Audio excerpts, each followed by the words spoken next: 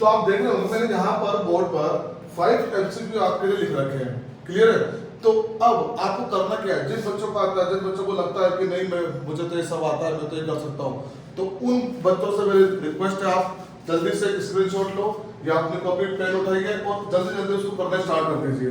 मेरे से पहले देखें कितने बच्चे ऐसे हैं जो मुझसे पहले कर सकते हैं, कमेंट बॉक्स में करो मुझे कितने बच्चे ऐसे चाहिए जो यहाँ पर मुझसे पहले क्वेश्चन को सॉल्व करते हैं। और जिन बच्चों को थोड़ा भी डाउट होता है, क्योंकि हर तरह के बच्चे अपने पास होते हैं, देखो बहुत इंटेलिजेंट ब्रिलियंट बच्चे भी होते हैं, तो बहुत लो बच्चे भी हैं अपने पास, तो हम क्या करेंगे उन सबको साथ लेके हुए हमें यहाँ पे चलना है।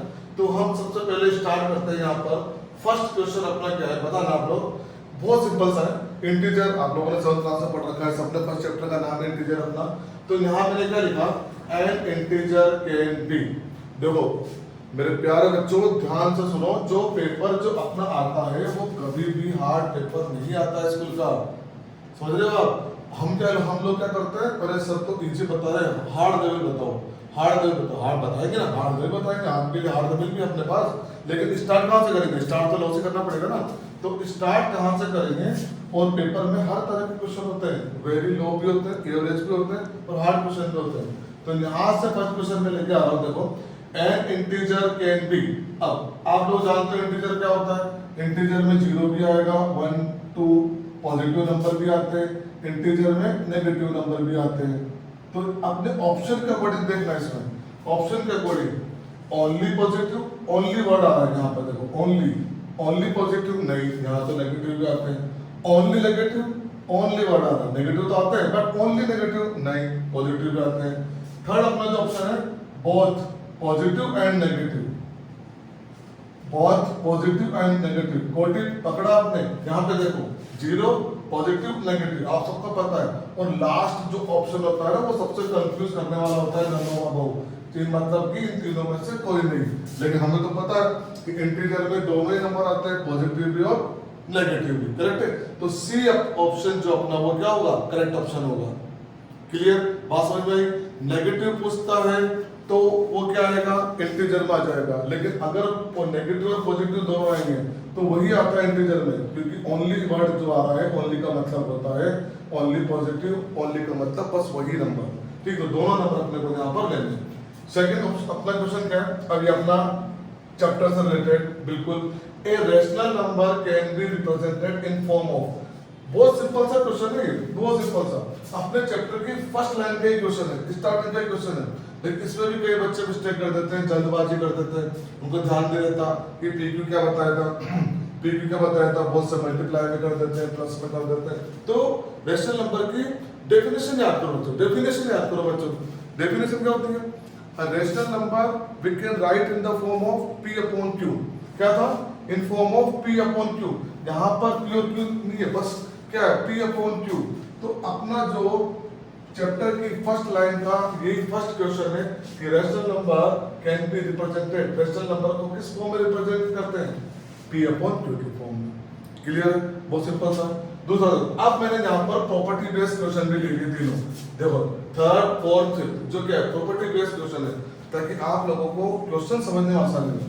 क्या थी, the value of 1/2 multiply 3/5 is equal to, solution करना है, सिंपल सा है, सिंपल सा। अब यहाँ पे अगर डायरेक्ट नहीं आता तो नीचे करके देखो, कोई बच्चे सोचते हैं सर कटेगा नहीं क्या, कोशिश करते हैं। अब काटते कैसे, इसमें भी अभी कल ये क्लास में ऐसा हुआ कि बच्चे ने क्या करा, ऊपर से ऊपर काट के नीचे से नीचे काट दिया। मैं आपको देखना बच्चों, यहाँ पर जो थर्ड क्वेश्चन था वो था क्या, value of 1/2 multiply 3/5 is equal to. तो यहाँ पर जिन बच्चों को आता है वो डायरेक्ट मल्टीप्लाई कर सकता है, लेकिन उसमें थोड़ा सा कंफ्यूजन हो जाता है कभी कभी कि कुछ भी अगर कट करना हो तो आएगा कैसे, क्योंकि हमें यहाँ पर ऑप्शन के अकॉर्डिंग आंसर देना है, हमें सॉल्यूशन नहीं बताना, हमें ऑप्शन के अकॉर्डिंग आंसर देना है। तो यहाँ हमने नीचे लिखा, देख सकते हैं आप 1/2 मल्टीप्लाई 3/5। अब यहाँ पर अगर कटता हो तो हम काटेंगे, अदरवाइज इसको मल्टीप्लाई कर देंगे। मल्टीप्लाई कैसे करेंगे देखना। अब काटने का रूल क्या होता है बच्चों कि नीचे वाले नंबर को अगर आप पकड़ते हो तो नीचे वाला ऊपर वाले से कट होगा, ठीक है, और अगर ऊपर वाले को पकड़ते हो तो ऊपर वाला नीचे वाले से कट होगा। ठीक, ये ध्यान रखना, कई बच्चे नीचे के नीचे ऊपर के ऊपर कट कर देते हैं, तो ऐसा मत करना।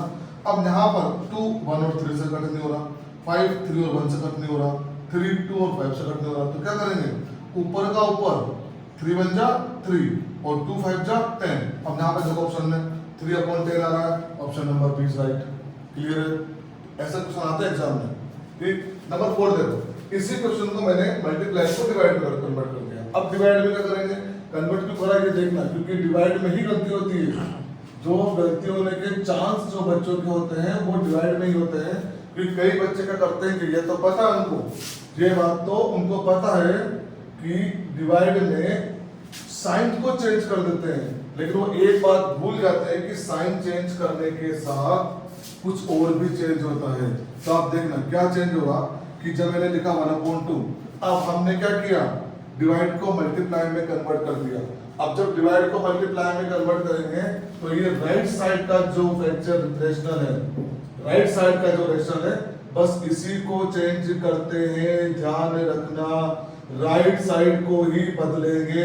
कैसे करेंगे, रेसिप्रोकल। तो रेसिप्रोकल का मतलब क्या हुआ कि नीचे वाला ऊपर और ऊपर वाला नीचे। रेसिप्रोकल क्या होता है, जो न्यूमरेटर है वो चला जाएगा डिनोमिनेटर में और जो डिनोमिनेटर है वो चला जाएगा न्यूमरेटर में। सिंपल लैंग्वेज में याद रखना, नीचे वाला ऊपर तो ऊपर वाला नीचे, उल्टा कर दिया 3/5 का 5/3। अब देखो यहाँ पे कट हो रहा है, ये नहीं हो रहा।